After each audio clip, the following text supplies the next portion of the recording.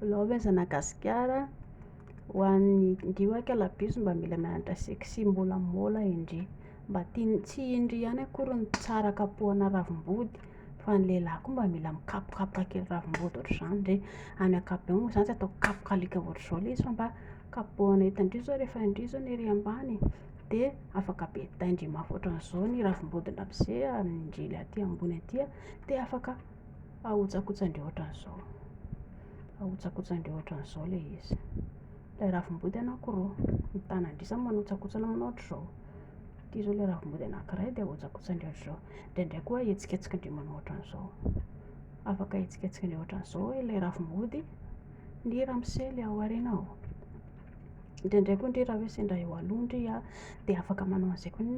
ngendrika labiso hoe ndry zao eo aloha de avy ao aoriana ramose mampiditra le lataka de afaka manotsikotsika ny ravim-body ramose avy ary aoriana ary ndry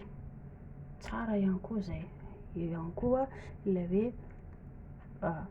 mikapoka anazy mikapoka eto indray afaka hetsiketsikindreo moramora ohatr'izao kapokapohana ohatran'izao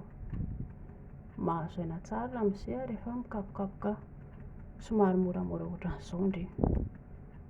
ilain'ny lehilahy zay de afaka ataondreo ohatran'izao ihany koa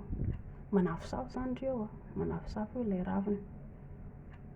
safosafoindry miakatra ohatran'izao miakatra midina ohatran'ny lehilahy mikitika indry ihany koa de mba mila sahisahy môlamôla ohatr'izay indry am'izay ny lehilahy mba mazoto foana fa indry rehefa tsy môlamôla ary sady tsy taitra indry no mbola tsy mazoto no mbola kamo velona de lasa lehilahy ramose manenjika makorela satria tsy mety vonona le lavaka ato an-tanàna de lasa mikorontana ange tokantranonareo roa zay no volana korontana avy eo ny tokantrano satria tsisy mandeha am'izay laoniny de zay hinana manga am'izay rehefa avy eo vita ity hohanitsika ity avy eo mazotoa.